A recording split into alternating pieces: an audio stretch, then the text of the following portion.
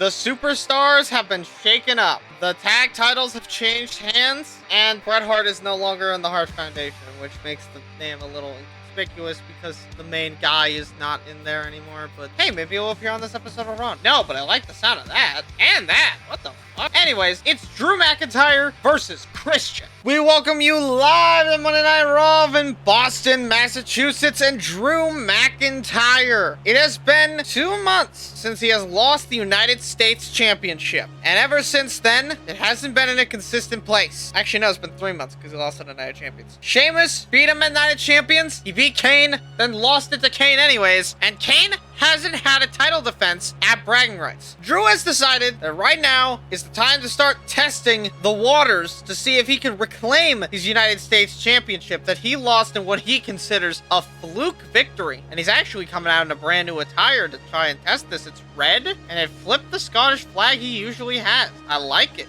They even put some red on his black boots. I like it. This comes together very well. And then you have his opponent, Christian. Christian is what many would consider to be... Wait, no, hold on. Don't go into the usual script. Christian is on Raw now. He got put in the Superstar Shakeup. He was actually one of the very few people that Raw was missing. And now that he's here, well, he's a veteran of the business, and I hope he'll do well in the United States title scene. Or I guess world title scene. It could be either or. And now I immediately started the run because I've been playing 2K26. Yeah. Can you tell I've been playing 2K26? I just pinned someone off of one move and it wasn't even intentional. Okay, barely not getting the 2. Random pin attempt there. I have my hands on the Y button, dude. I gotta remember how to play the fucking game. How to play this game specifically. I don't want this match to just be... Man complains about the difference in control schemes between 15-year-old games, but like, damn, that's all I'm doing is mixing shit up. And a leg drop from the top rope doesn't quite get Christian. He got up a little too fast, and now Drew McIntyre, and he's taunting for it. He's not treating Christian seriously, but wait, a Hurricane Rana roll up, and he kicks out immediately. Ooh, missing the clothesline, but taking too long to arm himself. And Drew McIntyre and Christian haven't exactly had a lengthy or even obvious history. The referee, okay, Christian with another massive Hurricane Rana and another pin, but I do notice it took a little longer this time. Christian is slowly but surely wearing down the former United States champion, and I hope he'll continue to do so in the future. As if that's not what he's going to be doing basically throughout this entire match. I mean, it's totally possible that he doesn't, and that this match is about to end, but I wouldn't know because, you know, it's not like I've been commentating here for like a decade like Michael Cole was. Wait a minute, Flatliner. I do know one thing. That only gets hit whenever the match is gonna end. There's about to get into a closing segment. Pedigree by Drew, but nothing. Caught the leg, going for another pedigree, but that's not enough now, is it? No. Tagging out. And now Christian taunting directly in the face of Drew as he managed to get him out, but Drew isn't gonna fall to man. Do you know what I mean? I think you do. Flatliner again by Drew McIntyre, and if only there was a running move that Drew could hit instead of having to pick up his opponent. But here we go, up. Future shock by Drew McIntyre, and that's 1, 2...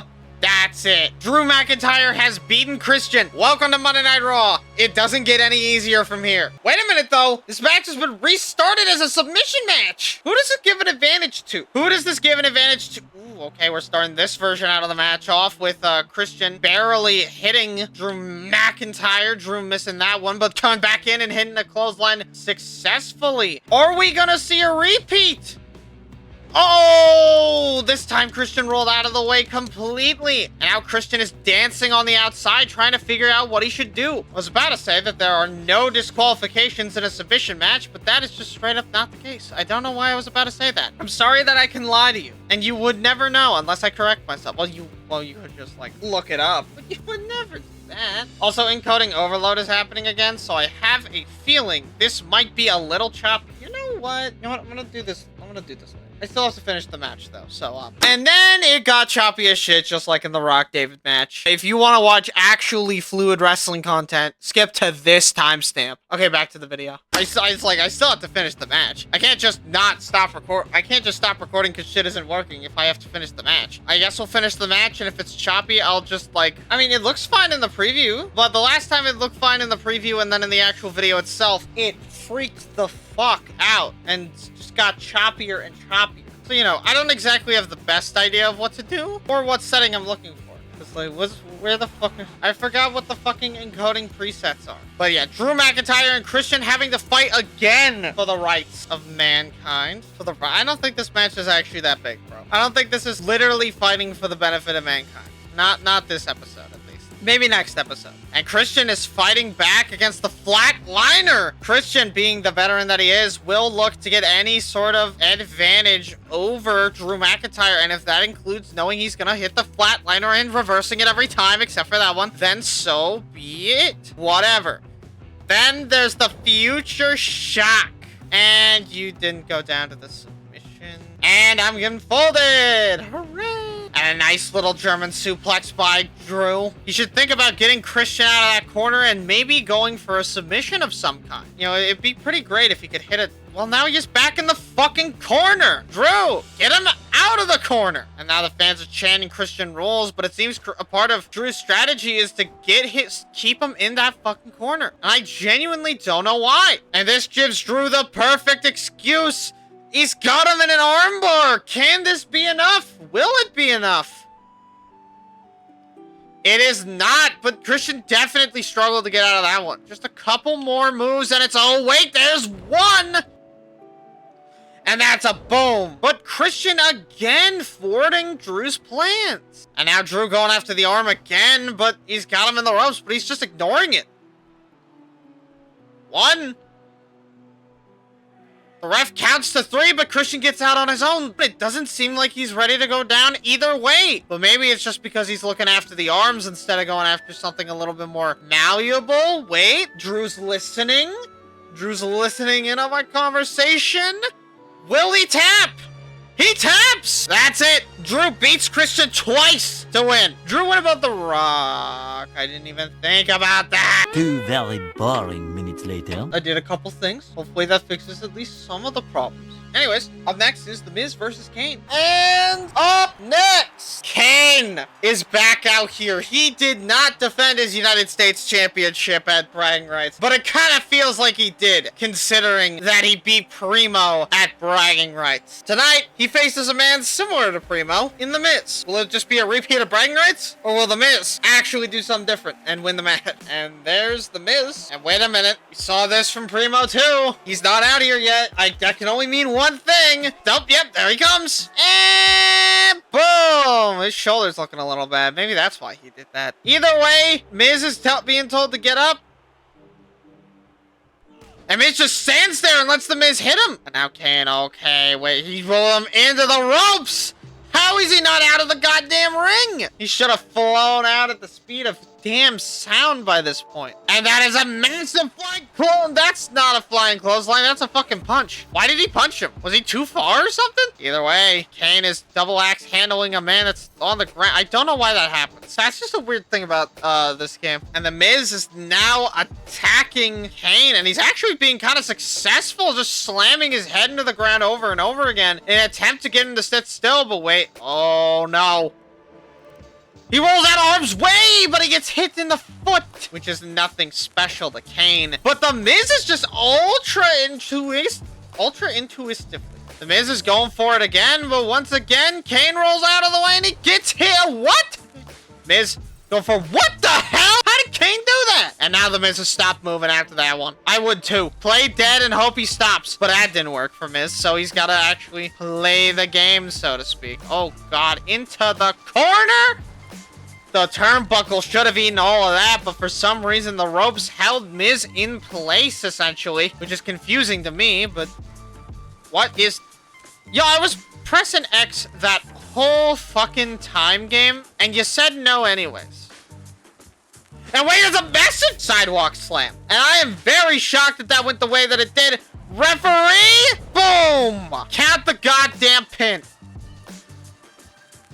And the fans, as Miz falls, they chant and continue to chant that Miz is awful. God damn it, it's still fucking there. And wait a minute, Luke Gallows is coming out. Definitely upset about how way Superstars went down. You know what? I'm gonna check to see what it looks like before I continue any further. Okay, so I looked at the footage. If anything, my mic is the part that sounds weird. So we're just gonna continue, and if it starts fucking up, fuck me in the asshole. Anyways, it's Ezekiel Jackson and John Cena versus Justin Gabriel and his mystery tag partner, who could be joining the core. And up first in this weird tag match, Ezekiel Jackson and John Cena continue their pseudo friendship as they team up together one more time in a match against Justin Gabriel and his mystery tag partner. Now, this could be any one of John Cena's friends, enemies, or others on the indies, or it could be one of Jackson's. But either way, I think Justin's tag partner is gonna be interesting. And then you have his tag team partner, the man that represents the interests of breast awareness, is John Cena. That's right, even though he's a bad guy, he still likes people knowing if they have breast cancer or not.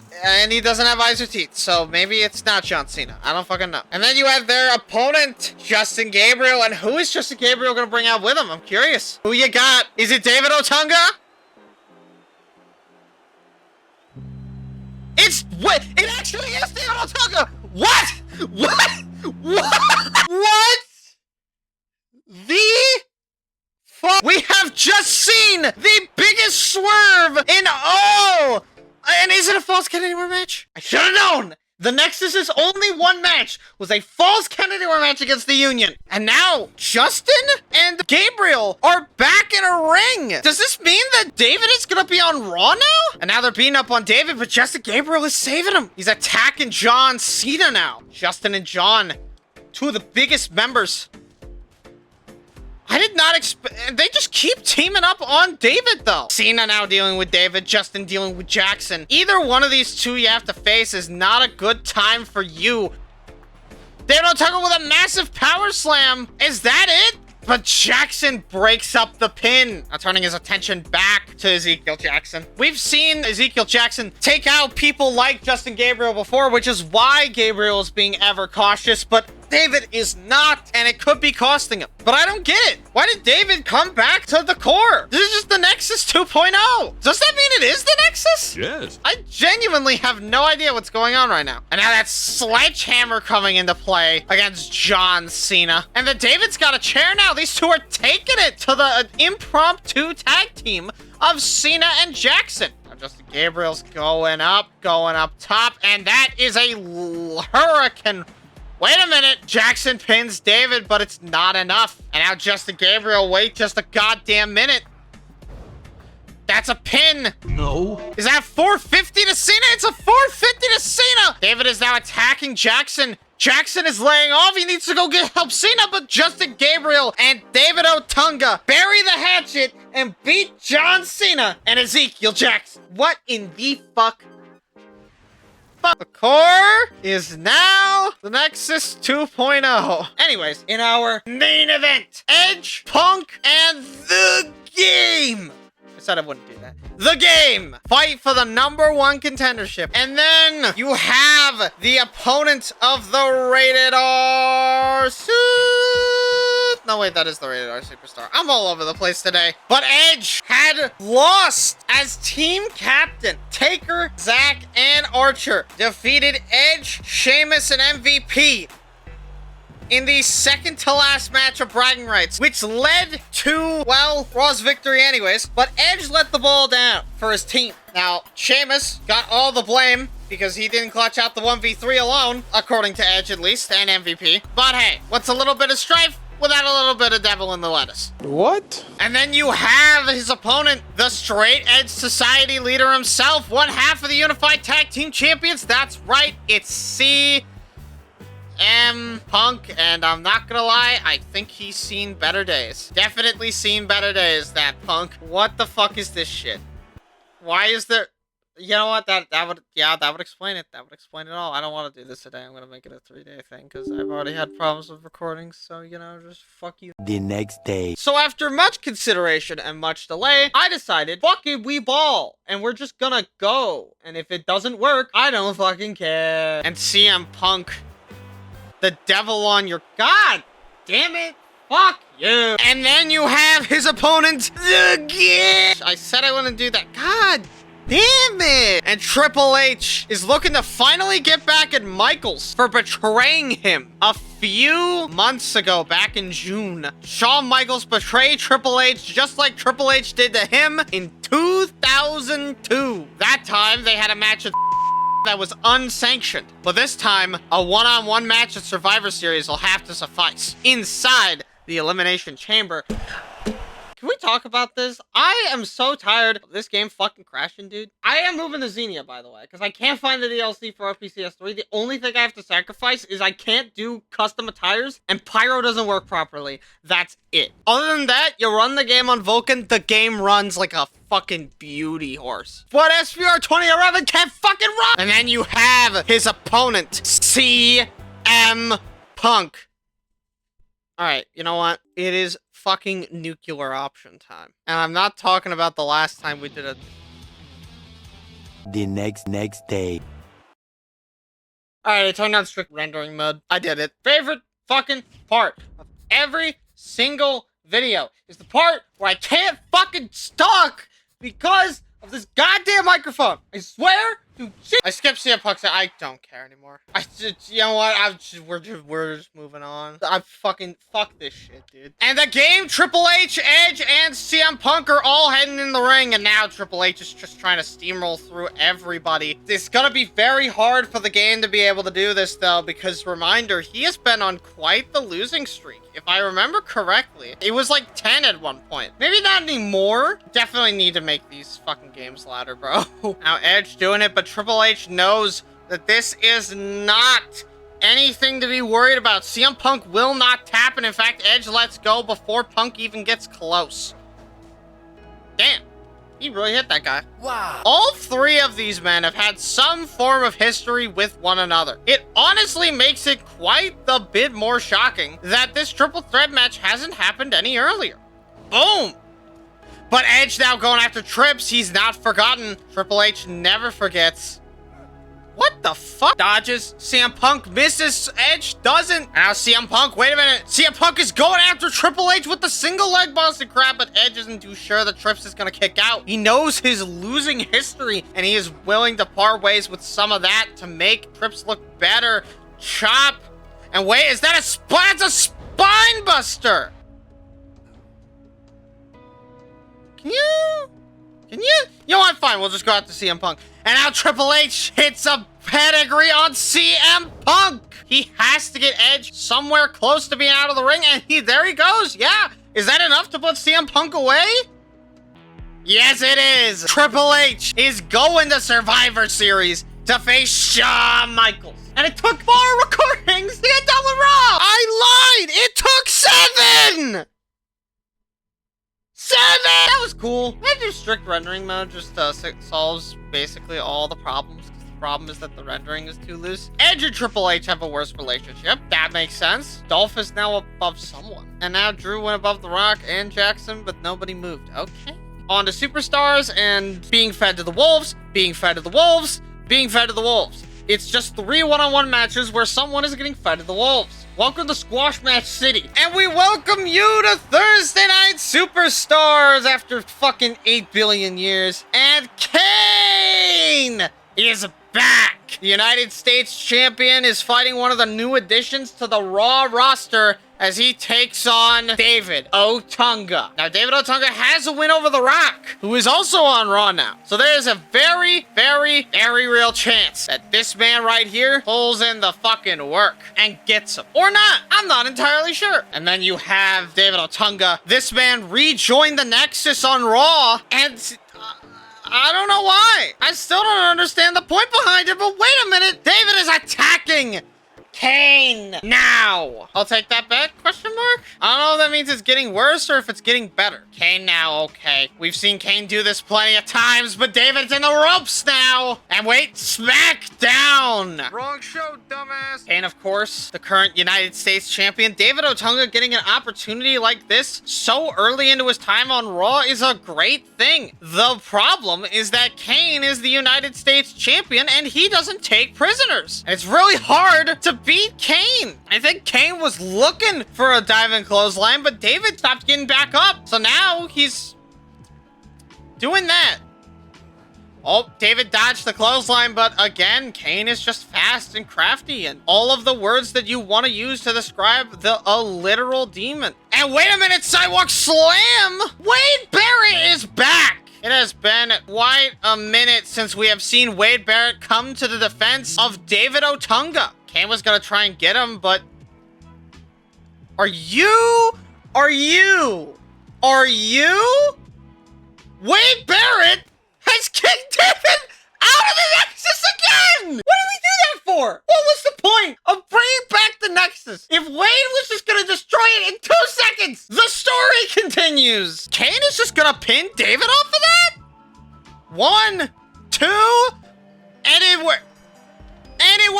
Kane has beaten David Otunga, and David Otunga is out of the Nexus. Or is he? Primo is calling out Kane. Champion versus champion had some effects. So, Kane and David are enemies. Why? Probably because Kane took advantage of something. The Rock fell for fucking no goddamn reason at all. Who did that kick out? It didn't... You know what, Wade? Get the fuck out of the Nexus. I'm just gonna say it. You, Wade Barrett, do not have the interests of the Nexus at heart. Get out. You're done. Anyways, it's Christian versus Ezekiel Jackson now because I did that. I guess I shouldn't have done that, but hey, plans change. And up next, Christian, the man who has all of his faults erased by simply being someone that wants to fight. Hold on, wait a minute. Where are we going with this? Christian is doing pretty good, honestly. But tonight, he has a challenger in Ezekiel Jackson. Now, since the Nexus has become David and Justin, plans did slightly change. I don't know why, but the Superstars general manager decided to put this match on instead of, whatever. I don't even remember what the match was before. Maybe this is the same match. No. And then you have his opponent, Ezekiel Jackson. This man has been fighting his way through the mid-card ranks, trying to establish a foothold in the United States title picture. And tonight, he comes across one of his greatest challengers yet. I'm gonna fucking plan a funeral for this goddamn microphone, I swear to God. And Christian now with the little flop over thing, my favorite thing, the flop over thing. Thing where you use your legs to kill a man. So, I mean, that's technically just a kick, but like, you know, I don't get a kick out of saying the word kick. I just kick. Bro, what are you talking about, man? Chop City!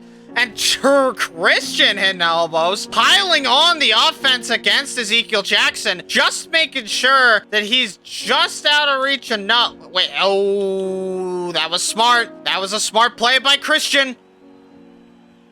The corner! The corner! Wait, Christian. Ooh. Christian was trying to go for something new, but apparently we don't get to see what that is. And instead, we get a diving headbutt straight to the chest of Ezekiel Jackson. And then we hit the Y, and we elbow, and then we get him with the kill switch.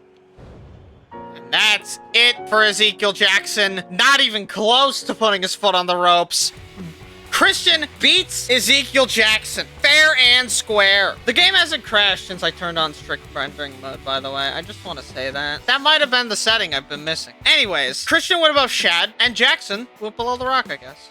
In the meantime, Kofi Kingston will now face The Rock, thanks. Hopefully it doesn't disconnect mid-entrance again, or I will lose my fucking marbles. And then you have The Rock! And The Rock is facing the newly healed Kofi Kingston in what I believe is his first match since he turned on Evan Bourne. He's been meddling in Evan's affairs, but tonight he has to prove that he can go on his own. But his first opponent is a really tough challenge to face first. It is Dwayne The Rock Johnson. And as we all know, both of these stars are now on Raw. But wait, Kofi Kingston isn't gonna go into this fair and square. Kofi would never do that in this state. No, he's going after The Rock. What a man. And now Kofi is just riling up the entire crowd. Wait, Rocky. I mean, yes, I guess that was a clothesline. Didn't really affect Kofi all that much, but hey, what does? What affects the that chop? One chop was all it took to get Kofi's chest to go from its usual color to red as fuck. I didn't realize that shit could happen after literally one interaction, though. Like, come on. The Rock and Kofi Kingston. I feel like they should have a little bit more history by this point than, nothing. Considering they were both on SmackDown and both vying for the same thing the whole time. But shockingly enough, if I am correct, this is their first match fighting each other. Rock has not known a face Kofi Kingston and another poke to the eye. The Rock just isn't learning his lesson from this match. He's got to learn that fighting Kofi is a little bit more than just, hey, beat his ass. Some wrestlers require more thought and effort than just beat their ass until they say uncle. They also require more effort than just a spontaneous running clothesline, too. And now The Rock is repositioning Kofi Kingston away from the ropes, but it doesn't really matter now, does it? Because he didn't get the fucking sharpshooter off. But it's fine because of a neck breaker. And now, oh, it's going to the left. Oh, that's in the ropes. And that's in the ropes, and The Rock is forced to let go of the hold. Unfortunate, considering how much I want this guy to die in hell. Wait, he's now going to the outside. Rock gets baited. Rock is thrown into the outside of the ring. Kofi hitting a leg drop off of the apron, but will he follow? Yes, he did. He does follow The Rock inside the ring. Not that it particularly matters. The Rock lost the steam that he got from hitting the sharpshooter. Now The Rock has to actually play the game that Kofi wants him to play. But for some reason, the fans are still chanting his name. They want him to win this match. Very lightly. But wait a minute now. This time, The Rock has Kofi locked dead center of the ring. It is very possible that he taps out right now. Yep, there he goes. He taps out. Kofi Kingston has been beaten by Dwayne The Rock Johnson. I don't think I have anything to worry about with crashes. Not for a while, at least. Strict rendering mode might just be the thing I need to make SVR games work. Kofi and The Rock are now enemies. Kofi is now in the top 10 for the world title scene despite not winning that match. The Rock is now above Drew and Jackson. Good. Didn't move Kofi down, though, but we're getting close. The Rock might actually challenge Kane for the US title. Oh, yeah, that's right. It was supposed to be Triple H versus Luke Gallows. Let's move on to SmackDown. I like the variety. I like seeing Chris Masters on the show. I like seeing this. Let's get it. Starting with Mark Henry versus Cody Rhodes in a false count anywhere match. The Acronym Collective opened the show. St. Louis, Missouri. Here we are. Mark Henry faces longtime rival Cody Rhodes, this time in a falls count anywhere match. And oh man, what a false count anywhere match this must be. I mean, Mark Henry is a destructive force, and Cody Rhodes is one of his biggest rivals in recent memory. And tonight, it really seems like Mark Henry is either gonna tear the house down or tear Cody Rhodes a new asshole. But speaking of which, both of these men were traded from Raw to SmackDown. And honestly, I like Cody. But something we haven't mentioned is that Cody and Ted have not reformed Legacy. That's something to think about. I get that Orton was there too and he's on Raw, but do they not like each other?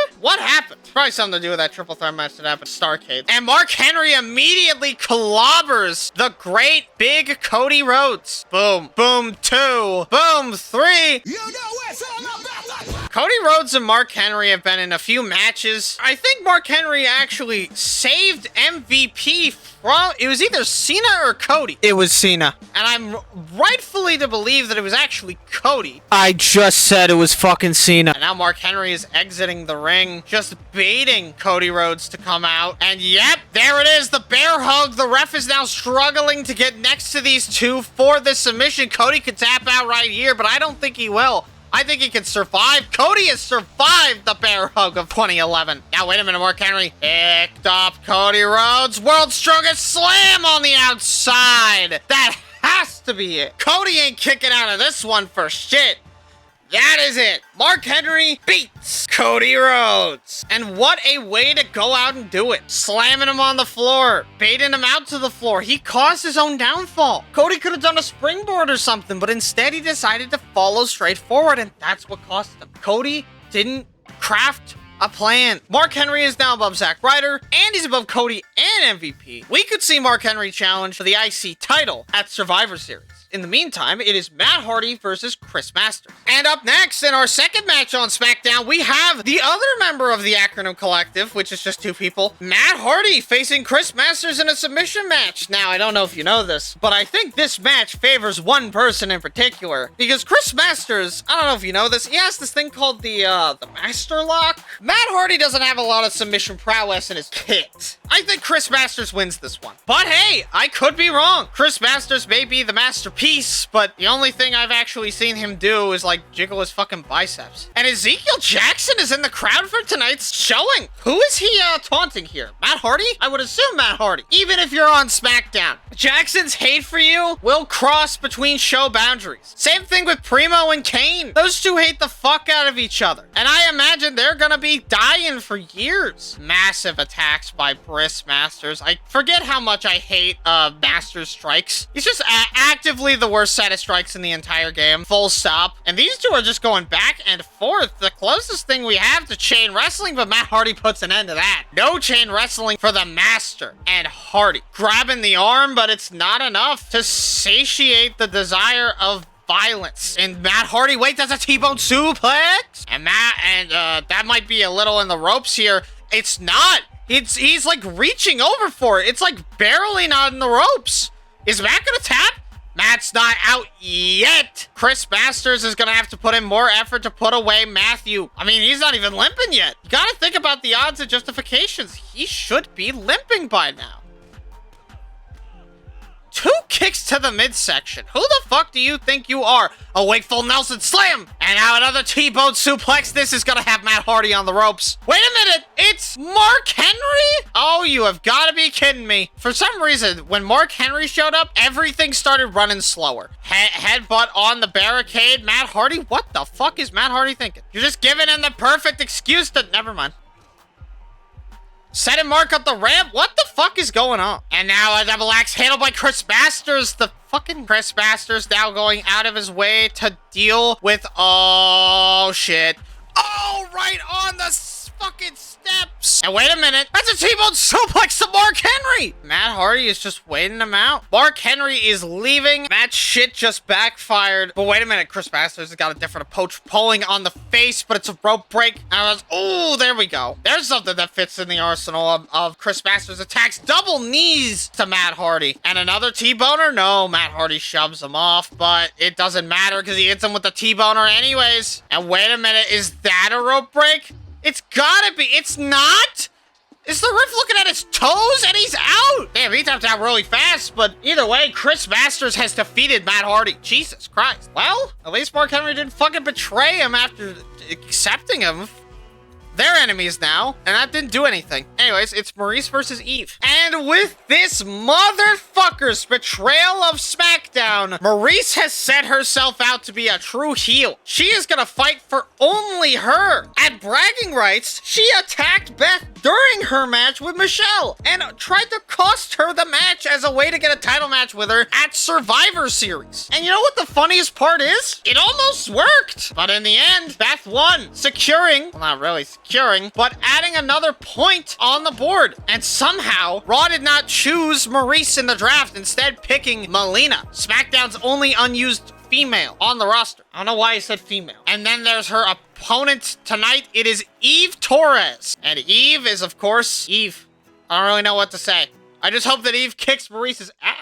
At least we kept up the tradition of only really crashing at the very end of SmackDown. You know, if we're gonna only crash at the very end of SmackDown, I'm fine with that. I have also decided that I'm gonna actually turn the fucking game up by a point because the game is a little quiet and I'm trying to increase the volume on everything by at least a little bit so that everything is a little louder because I've had volume problems for like ever. So we're turning it up to there and that's already so much better. And Eve immediately booting Maurice in the face for what she's done. Eve doesn't really give a shit either way. I'm just glad that Maurice is gonna get some level of comeuppance, even if it isn't from Beth Phoenix or the SmackDown general manager booking her in completely unfair handicap matches. And that is a massive moonsault by Eve. Maurice taking advantage of Eve's mistakes now. At least if I can't say anything about Maurice good, I can say that her in-ring ability has definitely improved over the past few months? I don't know. Maybe I just never noticed her in-ring ability before because she wasn't wrestling enough to where I could. And now Eve with the senton. And now Eve backing all the way up into the corner and hitting him with the cartwheel moonsault.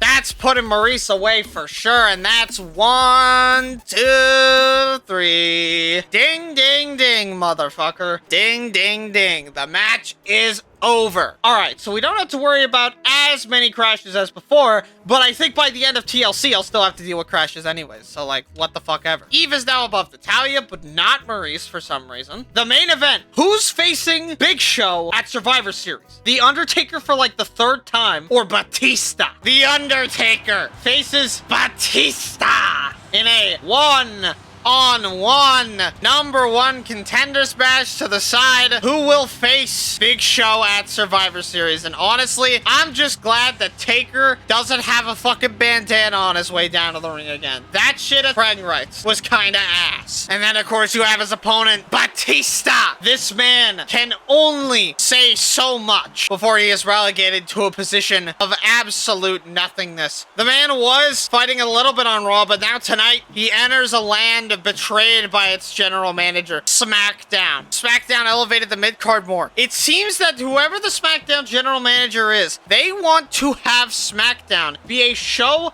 of newcomers and not a show about the current top talent, which I can respect to a degree. But when the show suffers as a result, you need to do something.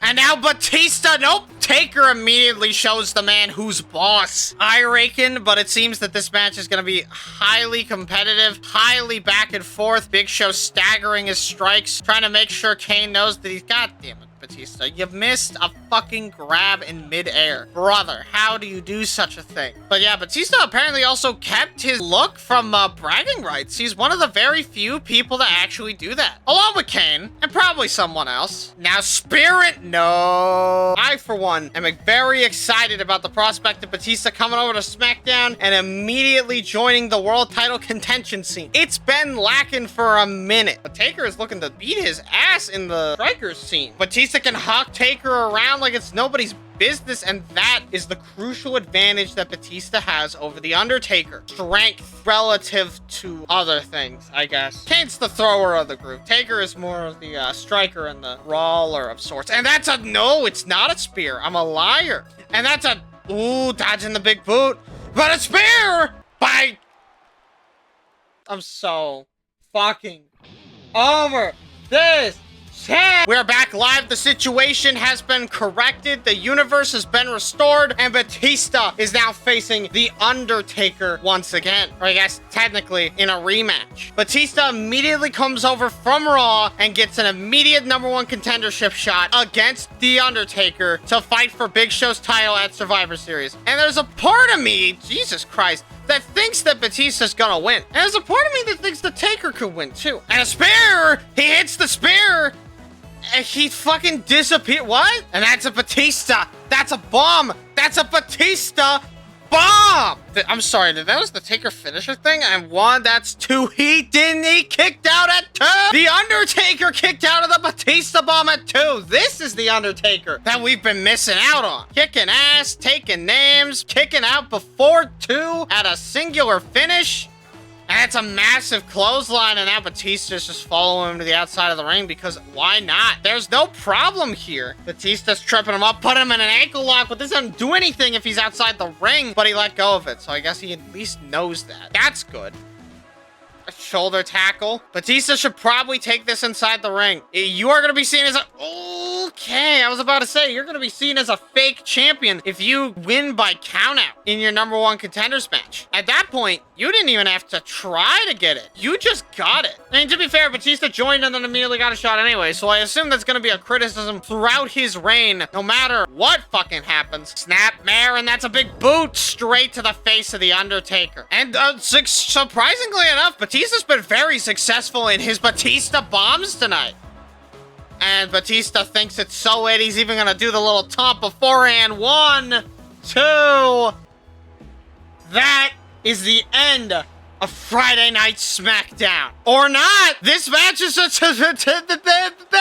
Falls count anywhere. Let's get it. Rematch of the rematch. And now the only difference in rule set this time is that Batista faces The Undertaker in a falls count anywhere match, meaning that he can go outside, which is weird because they did go outside. Did you want more finality? Did the SmackDown general manager put Batista in this match anticipating that he would not win? If that's the case, that's just bad officiating. Don't assume that someone just won't win. Okay, Batista showing off his power with a running power slam. Wow, it's almost as if it's called a power slam, so he's showcasing his power by doing it in the fucking first place. That's crazy. I would have never guessed that. And Batista is just absolutely defiling The Undertaker here. Just giving him all the offense he could ever want. Oh my god, he's keeping up with Taker in the strike game.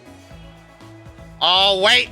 But Batista has played these games with Taker before. He knows exactly what he needs to do to get The Undertaker off his ass. And a part of that is not get the spear reversed. Wait, take two on that situation, and he hits the spear successfully. Wait a minute. That's a Batista bomb. Is it successful? No, Taker flips it over. Third time is the charm. If your name is The Undertaker, fourth time, no, same result. These two haven't gone outside the ring once, but Taker looks to change that.